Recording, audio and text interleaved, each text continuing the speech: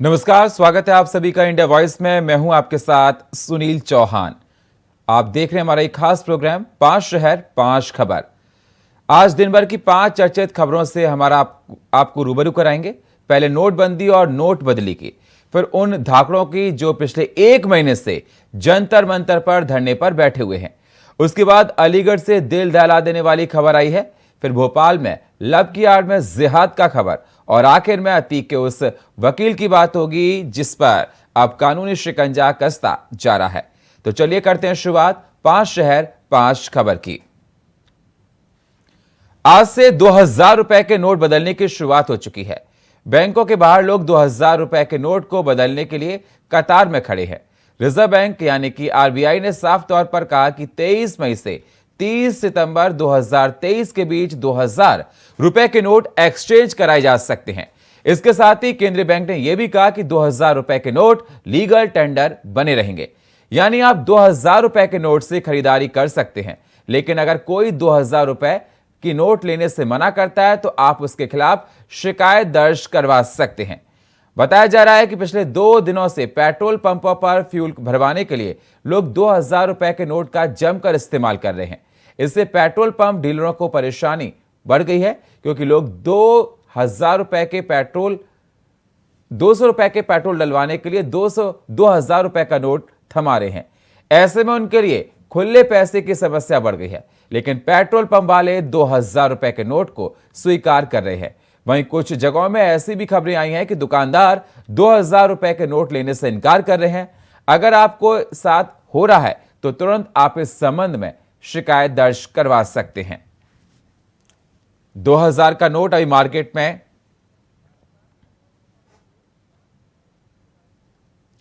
और इस खबर पर हमारे साथ संवाददाता मुकेश कुमार हमारे साथ मैनपुरी से लाइव जुड़ चुके हैं। मुकेश, जिस प्रकार से देखा जा रहा है कि 2000 के नोट को आज बैंक में जमा करने से आज से शुरू हो चुका है, मैं आपसे ये जानना चाहता हूं कि मैनपुरी में किस प्रकार से देखा गया, और इस प्रकार की खबरें आ रही हैं कि बहुत से दुकानदार 2000 रुपए का नोट नहीं ले रहे हैं, और पेट्रोल पंप पर अगर 200 रुपए का पेट्रोल डलवा रहे हैं तो 2000 रुपए का नोट थमा रहे हैं। परेशानियां पेट्रोल पंप के मालिकों के पास आ रही हैं। क्या कुछ अहम जानकारी आज निकल कर आ रही है? मुकेश। शुभम जी, बता दें आपको 2016 की जो नोटबंदी थी उसका दर्द अभी लोग पूर्ण रूप से भूल भी नहीं पाए थे। इससे पहले ही प्रधानमंत्री जी ने 2000 नोट पर एक और नया झटका देते हुए बताया कि 30 सितंबर लास्ट दिन है नोटबंदी जो बैंकों में जमा किया जाएगा। तो वहीं आरबीआई की गाइडलाइंस जो जारी की गई उसमें 20,000 तक की धनराशि आप बिना किसी आईडी प्रूफ के जमा कर सकते हैं, एक्सचेंज कर सकते हैं। और एक्सचेंज करने के लिए सभी, चाहे स्टेट बैंक हो, यूनियन बैंक हो, सभी पंजाब नेशनल बैंक हो, सारी बैंकों को दिशा निर्देश जारी कर दिए हैं। किसी भी तरह की ग्राहकों को कोई परेशानी नहीं होनी चाहिए, क्योंकि इसके लिए स्पेशल काउंटर बनाए गए हैं। सभी एसबीआई बैंक ब्रांच जो है उस पर एक स्पेशल काउंटर बनाया गया। तो फॉर्म बनना है पहले, तो उसके बाद जो 2000 के नोट हैं उनको बदलने की प्रतिक्रिया शुरू हो गई है। पहला दिन था मैनपुरी की स्टेट बैंक पर, हालांकि लोग कम पहुंचे हैं। और यूनियन बैंक की बात की जाए वहां भी तो पंजाब जो प्राइवेट बैंक जितनी भी हैं उन पर तो भीड़ देखने को मिली। फिलहाल लाइन की कोई स्थिति नहीं देखने को मिली है। पेट्रोल पंप की बात की जाए तो यहाँ लोग जो है कि नोट एक्सचेंज करने की जो प्रतिक्रिया उसको नहीं कर रहे हैं। 2000 के नोट पर 200 रुपए का पेट्रोल भरवा कर उस नोट को एक तरीके से बैंक पर स्टोर करने का, तो बैंक जो व्यापारी हैं उनके लिए कह रहे हैं कि खुले पैसे जो रिटर्न पैसे करने के लिए उसकी परेशानी उन्हें काफी सामने आ रही है। मुकेश, बिल्कुल आपका कहना है कि लोग आज से बैंकों में जा रहे हैं और 20,000 रुपए तक के एक्सचेंज कर सकते हैं बिना आईडी प्रूफ के। अगला सवाल मेरा आपसे मुकेश ये है कि बहुत सी जगह शिकायतें ये आ रही हैं कि दुकानदार 2000 का नोट लेने से इनकार कर रहे हैं। अगर कोई दुकानदार ऐसा करता है तो कहां शिकायत ग्राहक दर्ज करा सकता है? जी, वो सीधी तो पहले तो आरबीआई की गाइडलाइंस ऑनलाइन एप्लीकेशन करके ऑनलाइन साइट से आईजीआरएस से अपनी शिकायत दर्ज करा सकता है। तो सरकार भी पूर्ण रूप से नियम विरुद्ध है, उनके कानून बनाए गए हैं, क्योंकि जो भारतीय मुद्रा है उसकी धाराओं में भी उस पर मुकदमा पंजीकृत कर सकती है। संबंधित थाने पुलिस पर भी वह जाकर अपनी कंप्लेंट दर्ज करा सकते हैं। फिलहाल ऐसे मामले आ रहे हैं। बहुत बहुत शुक्रिया मुकेश हमारे साथ जुड़ने के लिए और ताजा अपडेट देने के लिए आपका। देश के बड़े पहलवान भारतीय कुश्ती संघ के पूर्व अध्यक्ष ब्रजभूषण शरण सिंह के खिलाफ 1 महीने से धरने पर बैठे हैं। पहलवान ब्रजभूषण सिंह की गिरफ्तारी की मांग कर रहे हैं। इसे लेकर आज दिल्ली के इंडिया गेट पर पहलवान शाम को कैंडल मार्च निकालेंगे। इस मार्च में बड़ी संख्या में किसान और महिलाएं शामिल होंगी। धरने पर बैठे पहलवान 28 तारीख को नए संसद भवन के बाहर पंचायत लगाएंगे। इसी दिन संसद भवन की नई बिल्डिंग का उद्घाटन होना है। इस पूरे मामले पर हर दिन ब्रजभूषण सिंह का बयान आ रहा है। उन्होंने कहा कि मैं उनसे मिलने कभी नहीं जाऊंगा। पहले वो मेरे पैर छूते थे और अब धरना देते हैं। वह षड्यंत्र के शिकार हैं। ये मामला यौन शोषण का नहीं बल्कि गुड टच और बैड टच का है। जो पहलवान जंतर मंतर पर बैठे ही उनकी कुश्ती खत्म हो गई है।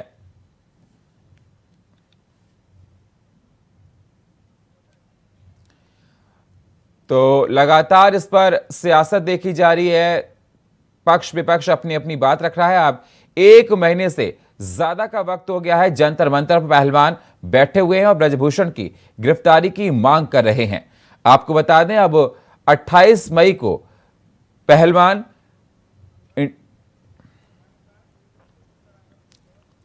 और इस खबर पर हमारे साथ न्यूज रूम से हमारे सहयोगी दिनकर आनंद हमारे साथ लाइव जुड़ चुके हैं। दिनकर, जिस प्रकार से देखा जाए आज 1 महीना पूरा हो चुका। अब पहलवानों का कहना है कि वो इंडिया गेट पर जाकर प्रोटेस्ट करेंगे आज शाम को, और जिस दिन नई संसद भवन का निर्माण, जिस दिन उद्घाटन होगा उस दिन जाकर वहां पर पंचायत करेंगे। क्या कुछ अहम जानकारियां दिनकर और निकलकर सामने आ रही हैं? सुनील, दर्शकों को सबसे पहले बता दें कि आज 1 महीने पूरे हो गए हैं। इसके बाद लगातार जो प्रदर्शन कर रहे पहलवान है वो इंडिया गेट पर कैंडल मार्च निकाल रहे हैं। इसके लिए बाकायदा विनेश फोगाट दिल्ली यूनिवर्सिटी के कॉलेजेस पहुंची। कॉलेज में जाकर अलग अलग कॉलेजों में उन्होंने छात्रों से आग्रह किया कि आप भी हमारे इस कैंडल मार्च में शामिल हो और हमारे प्रदर्शन में सहयोग दिखाएं, क्योंकि हम लोग देश का प्रतिनिधित्व करते हैं और हमारे साथ जब ऐसा हो रहा है, सरकार हमें अनसुना कर रही है, तो आप लोग हमारे साथ है। वहीं आपको बता दें कि इसके अलावा जेएनयू से भी एक आवाज निकल कर आई है। जेएनयू से भी लोग आज कैंडल मार्च निकालने वाले हैं। वहीं इन सबके बीच ब्रजभूषण शरण सिंह का भी आज बयान आया। उन्होंने इस पूरे मामले को लेकर फिर से बयान दिया। उन्होंने एक कार्यक्रम को संबोधित करते हुए मऊ में कहा कि यह पूरा मामला दरअसल गुड टच और बैड टच का है, यौन शोषण का नहीं है, बस ये मामला छुआछूत का है। उन्होंने बाकायदा कहा और इसके साथ ही उन्होंने यह भी कहा कि पहलवान यह बताया कि यह कब हुआ, कहां हुआ और कैसे हुआ। वो सिर्फ आरोप लगा रहे हैं, वो सिर्फ षड्यंत्रकारी हैं। जो भी पहलवान बैठे हुए हैं जंतर मंतर पर, उनका करियर और उनके पहलवानों के कुश्ती के प्रति जवाबदेही कुछ नहीं है। शिव, बिल्कुल दिनकर, आप बता रहे हैं कि जिस प्रकार से उनका कहना है ब्रजभूषण का कि ये गुड टच और बैड टच की बात है। बताया जा रहा है कि जो प्रोटेस्ट करेंगे शाम को उसमें महिलाएं और काफी किसान भी शामिल होंगे।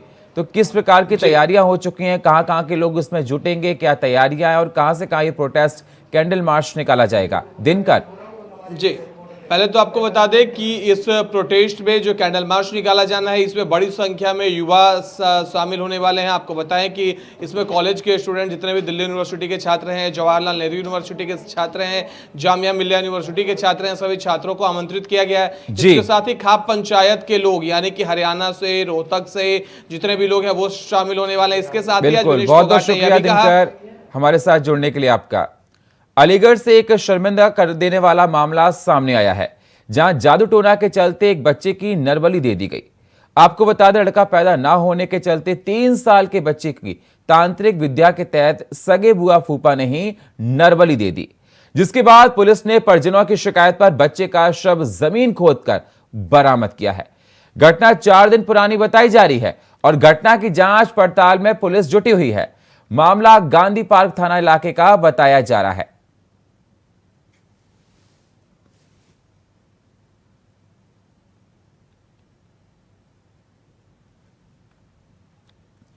बच्चा मेरे बहन के यहाँ पर था। मुझे पूरा शक नहीं, मतलब विश्वास है कि मेरा बच्चे की बलि दी गई है।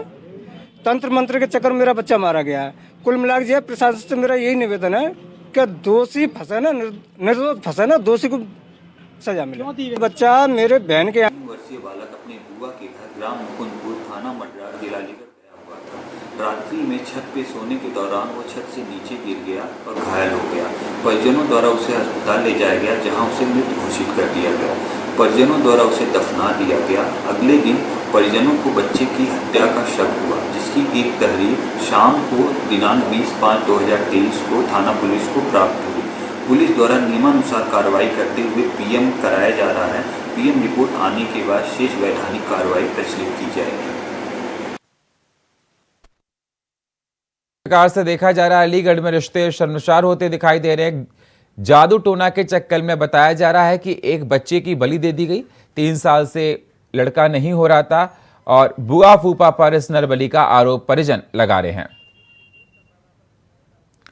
और इस खबर पर हमारे साथ अलीगढ़ से हमारे संवाददाता प्रदीप पुंडीर हमारे साथ लाइव जुड़ चुके हैं। प्रदीप, जिस प्रकार से देखा जाए ये खबर निकलकर सामने आ रही है कि बच्चे की नरबली दी गई है और कहा जा रहा है कि उसके बुआ फूफा जो मृतक के पिता है, उनका कहना है बच्चे के कि बुआ फूफा पर उनका शक जा रहा है। क्या कुछ अहम जानकारी है आपके पास?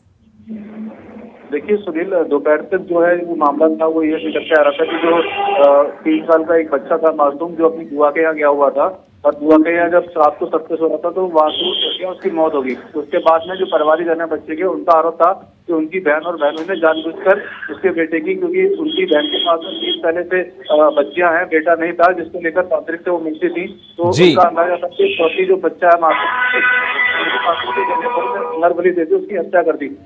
जब मासूम को दफना दिया गया उसके बाद में पुलिस की शिकायत की गई। पुलिस ने सबको दोबारा निकलवाया और पोस्टमार्टम के लिए भेजा। पोस्टमार्टम की रिपोर्ट आई है, उसमें भी बच्चे के सिर में चोट लगना बताया, जिससे उसकी मौत हुई है।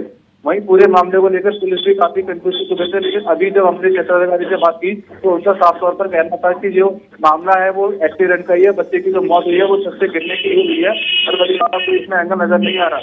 परिजनों का आरोप है, अभी भी वो यही कह रहे हैं कि इस मामले में उनके मासूम की बलि दी गई है। जी बिल्कुल प्रदीप, आपका कहना है कि जिस प्रकार से बताया जा रहा है कि जो बच्चे का पोस्टमार्टम रिपोर्ट आई उसमें बताया गया है कि बच्चे की मौत गिरने से हुई है। इस पर उसके बुआ और फूफा का क्या कुछ कहना है, जिस लड़के पर, जिसके परिवार पर यह आरोप लगाया जा रहा है? और ऐसा किस प्रकार से कहा गया कि कोई तांत्रिक जादू टोना था, कोई इससे संपर्क में आया? देखिए, जो मासूम था, इसकी जो बुआ फूफा है, इनके पास तो पहले बेटा नहीं था, 3 बच्चे सभी एक तांत्रिक से मिले और तांत्रिक ने इनको कुछ उपाय बताए, जिसके बाद में बताया गया था कि चौथा जो होगा आपका बेटा होगा, उसकी बेटी हुई। तो ऐसा परिवार का कहना है कि इसी को चलते लेकर उन्होंने मासूम की जो है हत्या कर दी और नरबली दे दी गई। लेकिन बुआ का कहना है कि जिस समय ये घटना हुई उस समय बच्चे की माँ छत पर मौजूद थी और वो बच्चा जो है वो नींद में चलकर गिर गया, इससे उसकी मौत हुई है। लेकिन जो बच्चे के माँ बाप है, जो चाचा जो और परिवार वाले हैं, उनका अभी भी यकीन यही है कि बच्चे की जो नरबली दी गई है उसकी मौत एक्सीडेंट से नहीं हुई है। जी, प्रशासन किस प्रकार की और जांच कर रहा है जिससे इस तस्वीर पर साफ हो सके, मामले पर तस्वीर? देखिए, क्षेत्राधिकारी से हमने बात की थी तो उनका साफ तौर पर कहना था कि अभी तक जो पोस्टमार्टम की रिपोर्ट आई है उसमें बच्चे को सिर में चोट लगने से मौत बताई गई है। हालांकि क्षेत्राधिकारी ने इस बात से ही मना नहीं किया कि अभी वह दोनों एंगल से जो है जांच करेंगे, जांच के बाद ही कुछ कहा जा सकेगा। लेकिन तब तक के लिए क्षेत्राधिकारी ने जो बच्चे का जो बुआ फूफा है उनको अपने उसमें रखा हुआ है और उसकी जाँच की जा रही है। जी, बहुत बहुत शुक्रिया प्रदीप हमारे साथ जुड़ने के लिए और ताज़ा अपडेट देने के लिए आपका। मध्य प्रदेश के इंदौर में एक युवती ने केरला स्टोरी फिल्म देखने के बाद थाने में उसके साथ हुए लफ्ज जिहाद के मामले में शिकायत दर्ज कराई है। जब इस मामले में गृह मंत्री नरोत्तम मिश्रा ने बंगाल सीएम ममता बनर्जी को टारगेट करते हुए कहा कि दीदी, ये होता है फिल्मों का समाज पर असर। जिस फिल्म को सुप्रीम कोर्ट के आदेश के बाद चलने नहीं दिया जा रहा है, आज हमारी बेटी का फिल्म देखने के बाद मानस परिवर्तन हुआ है और उसने रिपोर्ट डालकर आरोपी को गिरफ्तार कराया है।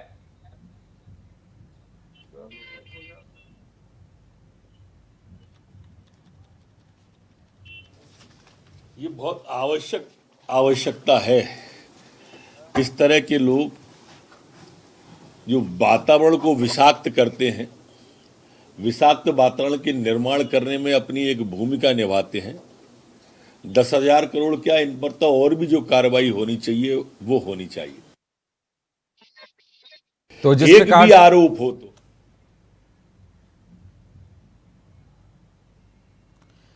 तो द केरला स्टोरी को देखने के बाद लड़की ने थाने में जाकर कंप्लेंट दर्ज कराई और लफ्ज जिहाद को लेकर उसने बात कही।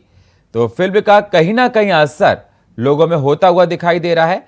और नरोत्तम मिश्रा ने, जो वहां के गृह मंत्री हैं मध्य प्रदेश के, उन्होंने ममता बनर्जी पर तमाम सवाल किए और कहा कि फिल्म का यह असर समाज में होता है। और इस खबर पर हमारे साथ भोपाल से संवाददाता राजेश हमारे साथ जुड़ चुके। राजेश, जिस प्रकार से देखा जाए आज फिल्म देखने के बाद लड़की ने लफ्ज जिहाद को लेकर कंप्लेंट दर्ज कराई है और मध्य प्रदेश के गृह मंत्री नरोत्तम मिश्रा ने कहा कि दीदी ममता बनर्जी से कि फिल्म का यह असर समाज पर होता है। क्या कुछ और अहम जानकारी है राजेश? जी बिल्कुल, मैं आपको बता दूं कि मध्य प्रदेश के इंदौर में द केरल स्टोरी देखने के बाद एक युवती ने जो है कि फैजान नाम के युवक पर जो मुस्लिम कम्युनिटी से आता था उससे लव जिहाद का मामला दर्ज करवाया है। तो मैं वही आपको बता दूं कि जिसको टारगेट करते हुए गृह मंत्री नरोत्तम मिश्रा ने ममता बनर्जी पर जो है कि निशाना साधा है। उन्होंने कहा है कि जिस तरह के सुप्रीम कोर्ट के आदेश के बाद भी बंगाल के अंदर ये फिल्म ममता बनर्जी ने नहीं चलने दी, उसके परिणाम मध्य प्रदेश में देखने को मिल रहा है। आप जिस तरीके से देख सकते हैं कि लोग जागरूक हो रहे हैं। अब आज मुख्यमंत्री ने कहा कि आज हमारी एक बेटी ने जो है कि इस फिल्म देखने के बाद उसमें जागरूकता पैदा हुई और उसने लव जिहाद मामले में अपनी आवाज उठाई और न्याय के लिए गुहार लगाई है और उसमें उस व्यक्ति पर कार्रवाई भी की गई है और उसको गिरफ्तार भी कर लिया गया है। वहीं नरोत्तम मिश्रा ने ये भी तर्क कसा है कि जिन लोगों ने केरल स्टोरी मूवी का लगातार जो लोग विरोध कर रहा है उन लोगों को इस सीख लेना चाहिए इस चीज से कि जिस तरीके से लव जिहाद के मामले सामने आ रहे हैं और हमारी बच्चियां जो है जब जागरूक हो रही है मध्य प्रदेश के अंदर, ये सबसे बड़ा एक सबक है और इससे लोगों को सीख लेना चाहिए कि जिस तरीके से जीवितों को टारगेट किया जा रहा है लव जिहाद के फेसबुक हो, सोशल मीडिया हो, किसी भी माध्यम से लोग उनके कॉन्टेक्ट में आते हैं फिर उनका माइंड वॉश करते हैं और माइंड वॉश करने के बाद लड़कियां इस तरीके से जो कदम उठाती हैं। मगर यहाँ पर अब द केरल स्टोरी की बात करें तो उन्होंने कहा है कि द केरल स्टोरी मूवी लोगों को अब जो है कि जागरूक करने का काम कर रही है। इससे अब युवती जो है कि जागरूक हो रही है और उन्होंने सख्त एक आदेश भी ये दिए हैं कि जो हेल्पलाइन नंबर है महिला पर, वो हेल्पलाइन नंबर पर किसी भी महिला का अगर इस तरीके की शिकायत आती है तो उस पर सख्त से सख्त कार्रवाई की जाए। जी राजेश, मेरा आपसे कहना है कि लड़की ने जो कंप्लेंट दर्ज कराई है उस पर उस लड़के का क्या कहना है? लव जिहाद पर उसका मामला लगाया है, तो लड़का क्या कुछ कह रहा है इस पूरे मामले पर? जी देखिए, जो मैं आपको बता दूं कि जो फैजान नाम का जो लड़का था उनके पहले से जो है कि उनका लव मैटर चल रहा था। उसको लेकर काफी समय से लड़का और लड़की आपस में एक दूसरे के रिलेशन में थे, जिस तरीके की खबर सामने आ रही है। तो इन्हीं मामलों को लेकर जब लड़की का कुछ दिनों बाद जब द केरल स्टोरीज मूवी आई, उसने द केरल स्टोरीज मूवी देखी तो इससे काफी प्रभाव पड़ा। वही लड़की का ये कहना है कि मेरा माइंड जो है कि उस तरीके से वॉश कर दिया गया था, कहीं ना कहीं किन्हीं कारणों की वजह से वो है कि उनका सामने नहीं आ रही थी, मगर उसमें अंदर एक हौसला पैदा हुआ। द केरल स्टोरी मूवी देखने के बाद कई परिवर्तन हुआ उसकी सोच में, तो उसने वो थाने गई और उसने इस तरीके की FIR फैजान नाम के लड़के के खिलाफ उन्होंने डाली और तत्काल पुलिस ने इसका एक्शन लेते हुए फैजान नाम के लड़के को गिरफ्तार किया और उस पर कार्रवाई की जा रही है और आगे की पूछताछ भी उस पर की जा रही है। बिल्कुल, और जो नरोत्तम मिश्रा ने बयान दिया है उनका कहना है कि दीदी ये समाज में बदलाव जाता है, मूवी से एक मैसेज जाता है। इसको लेकर किस प्रकार से प्रदेश में बदलाव, मतलब प्रदेश में किस प्रकार से केरल स्टोरी को लेकर देखा जा रहा है राजेश? जी बिल्कुल, मैं आपको बता दूं कि जिस तरीके से उन्होंने बंगाल की मुख्यमंत्री ममता बनर्जी के ऊपर जो निशाना साधा है, उनको सीधी बात उनका ये कहने का एक इशारा था कि सुप्रीम कोर्ट के आदेश आने के बाद भी उसकी अवहेलना की। जी बहुत बहुत शुक्रिया राजेश हमारे साथ जुड़ने के लिए आपका। उत्तर प्रदेश के प्रयागराज में माफिया अतीक अहमद के वकील विजय मिश्रा मुस्लिमों में घिरते दिख रहे हैं मुश्किलों में। विजय मिश्रा पर लगा 3 करोड़ रुपए की रंगदारी मांगने का आरोप। मुट्ठीगंज के प्लाई और माइका व्यवसायी ने विजय मिश्रा पर रंगदारी मांगने का आरोप लगाया है। इसे लेकर अतर सुइया थाने में मुकदमा दर्ज किया गया है और 20 मई 2023 को अतर सुइया थाने में सईद अहमद नामक व्यक्ति ने विजय मिश्रा के खिलाफ रंगदारी का मामला दर्ज कराया है। तो लगातार मुश्किलें बढ़ती जा रही हैं वकील के। अतीक के वकील पर एक और FIR हो गई है।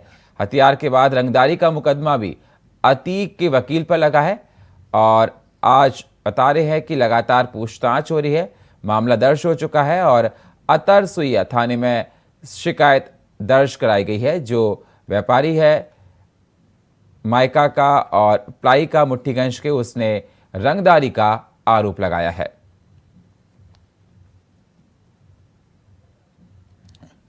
तो अतीक के वकील पर रंगदारी का आरोप लगा है। एक और FIR दर्ज हो गई है अतीक के वकील पर।